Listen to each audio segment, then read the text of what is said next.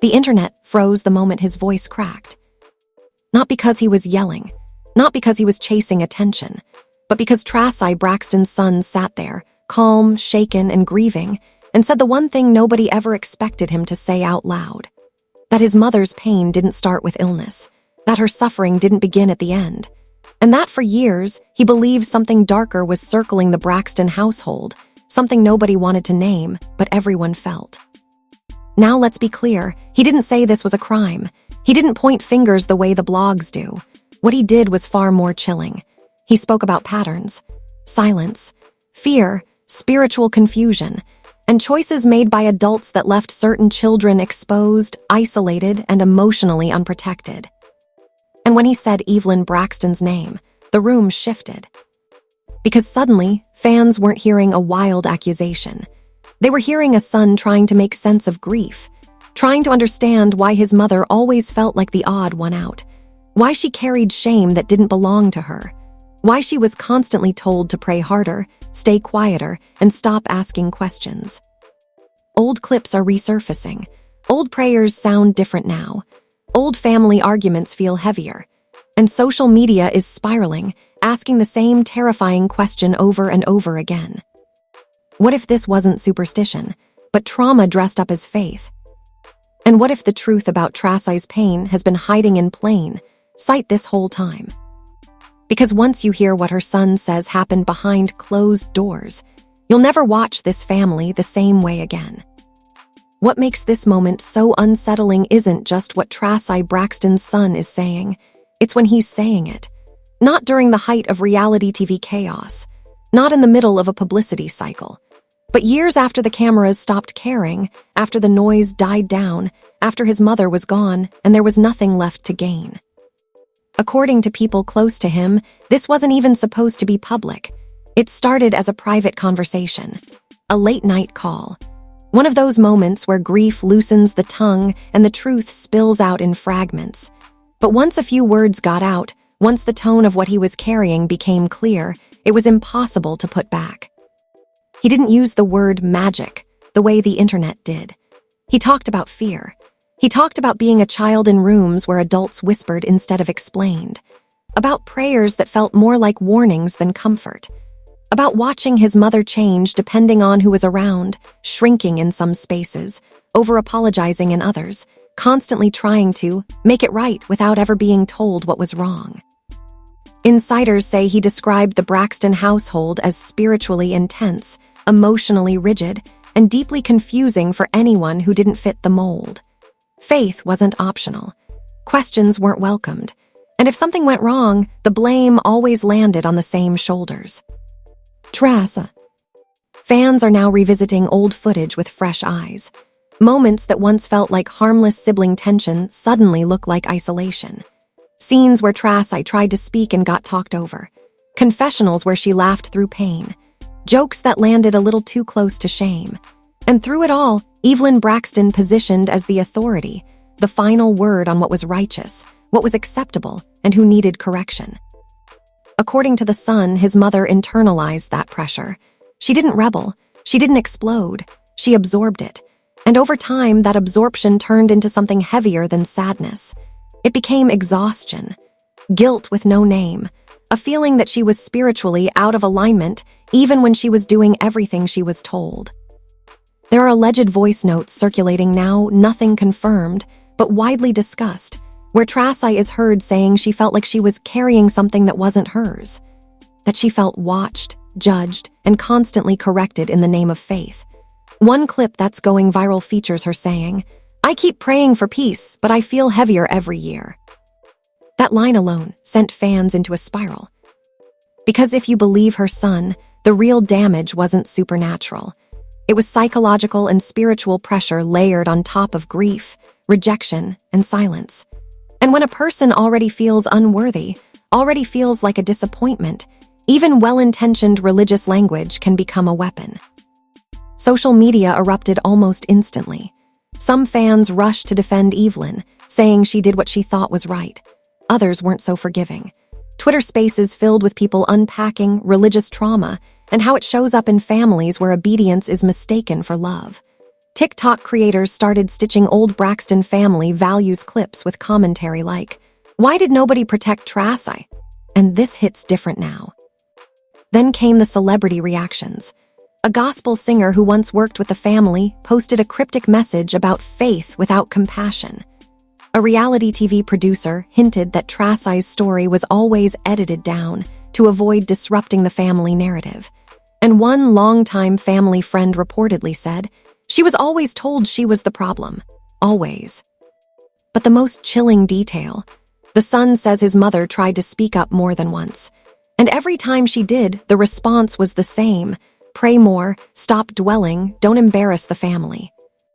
No screaming matches, no dramatic blow-ups, just quiet shutdowns that taught her one lesson over and over again: silence equals survival. By the time her health began to decline, those close to her say she wasn't just fighting physical illness. She was fighting years of emotional suppression. And when she finally passed, the family mourned publicly, but the deeper questions were never addressed. Until now. Because when her son speaks, he isn't accusing anyone of spells or curses. He's accusing a system, a mindset, a household where control wore the mask of holiness and pain was treated like a personal failure. And if that's true, then the real destruction didn't happen in secret rituals or shadowy rooms. It happened in plain sight.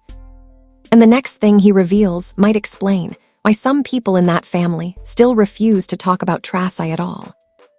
What's making this explode even more is what came out after that first wave of emotion settled. Because once Traci Braxton's son spoke, people who had been quiet for years suddenly felt bold enough to whisper what they'd never dared to say publicly. And those whispers all pointed in the same direction.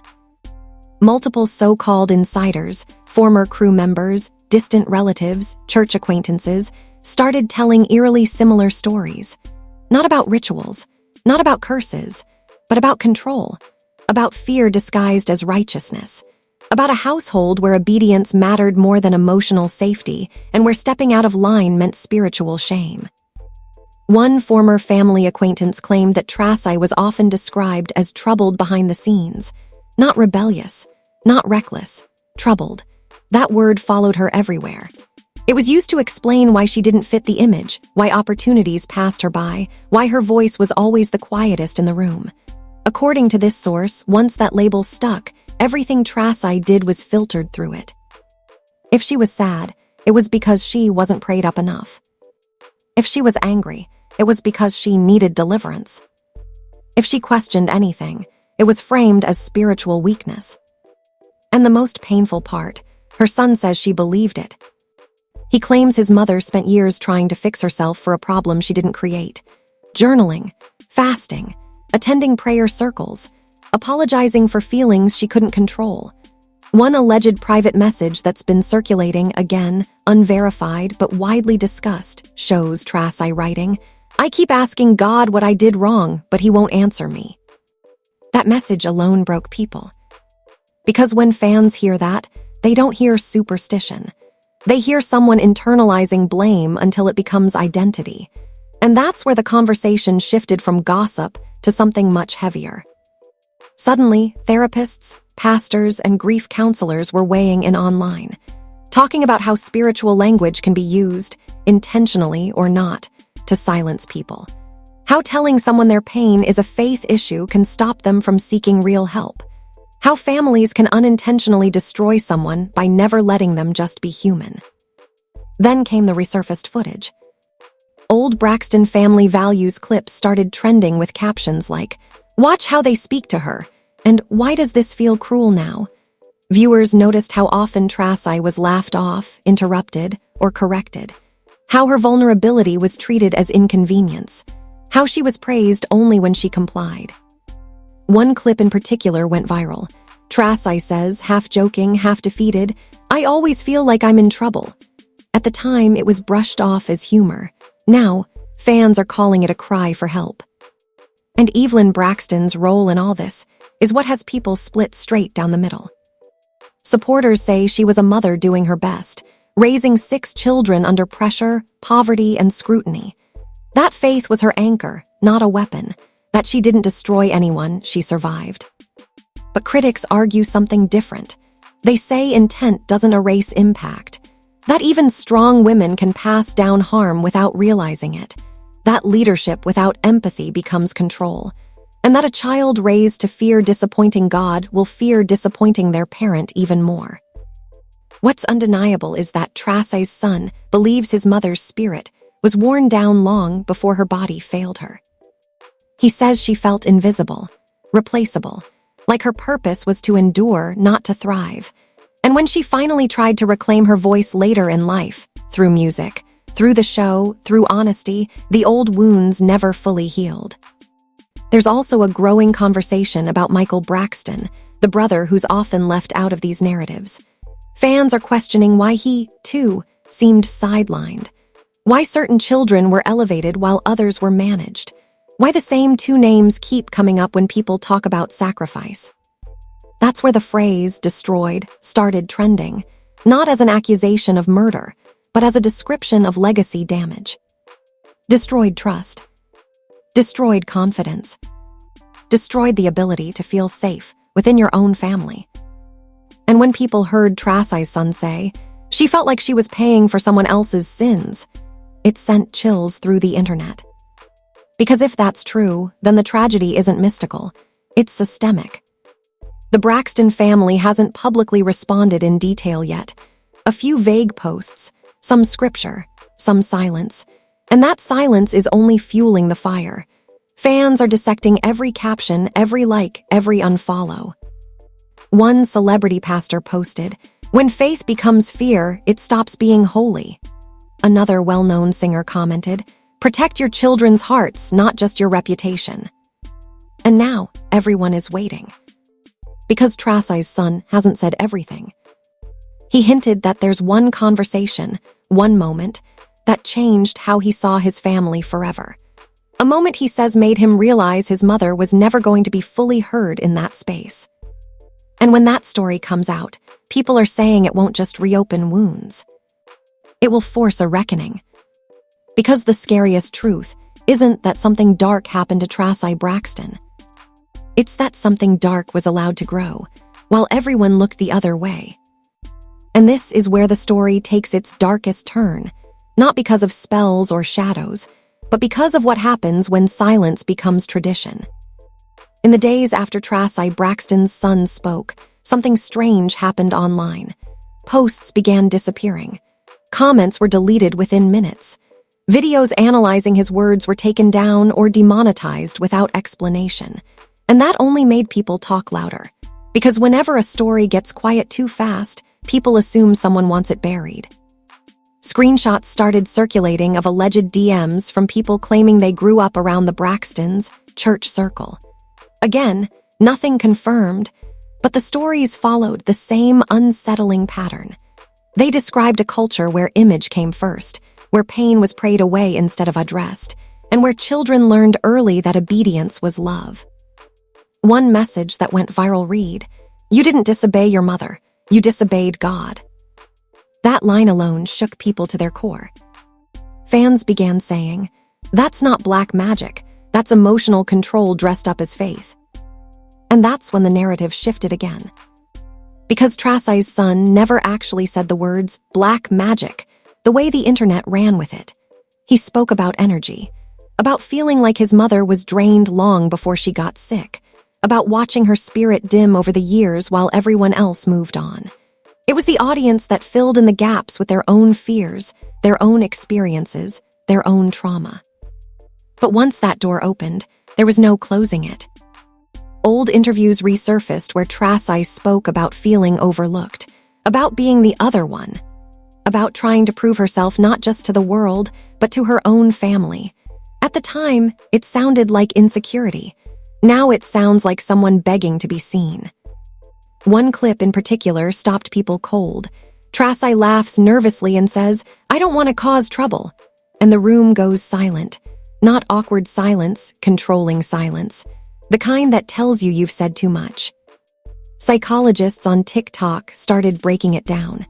They talked about scapegoat children, about how families unconsciously choose one person to carry all the dysfunction so everyone else can function.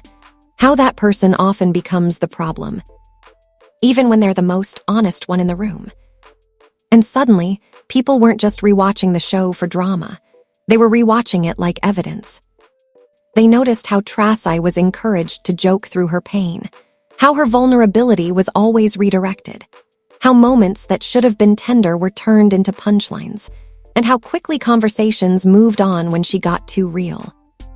Then came another wave of alleged leaks, voice notes, supposedly from someone close to production, claiming Traci asked multiple times to have certain scenes cut. Scenes where she cried. Scenes where she spoke about feeling unwanted. Scenes that, according to this source, were labeled too heavy for the show. If true, that means her truth was edited out while her pain was left in. And that's where people started asking the most uncomfortable question of all. Who benefits when one family member is always the messy one? Because when Traci passed, the tone changed overnight. Suddenly, she was beloved. Suddenly, she was missed. Suddenly, everyone spoke about her kindness, her humor, her heart. And fans couldn't help but notice. She was appreciated most when she could no longer speak for herself. That realization alone broke a lot of people. Traci's son says he doesn't want revenge. He doesn't want war. He wants accountability. He wants people to stop romanticizing pain just because it's wrapped in faith and family. He wants his mother's story told honestly, not mystified, not dismissed, not softened. And he made one last statement that's been echoing across social media ever since. He said, "If you really loved her, ask yourself why she always felt alone in a room full of family." That question hit like a gut punch, because it forces everyone watching to look beyond the sensational headlines and ask something deeper. Not who's guilty, but what was allowed. Allowed to go unchecked. Allowed to go unhealed. Allowed to be normalized. The Braxton family brand has always been built on strength, faith, and resilience. But now, that same brand is being examined under a harsher light. People are realizing that strength without softness can become suffocating. That faith without compassion can become fear. And that survival without healing can quietly destroy someone. No official statements yet. No sit-down interviews. Just carefully chosen scripture posts and silence. And in the world of celebrity drama, silence is never neutral. Because the longer this goes unanswered, the more people will fill in the blanks themselves. And Traci Braxton's son has made it clear, this isn't the end of what he has to say. There's one memory he says he's still deciding whether to share. One moment he believes explains everything. And when, or if that story comes out, it won't just reframe Traci's life. It will force everyone to rethink what really happened behind those smiling family photos.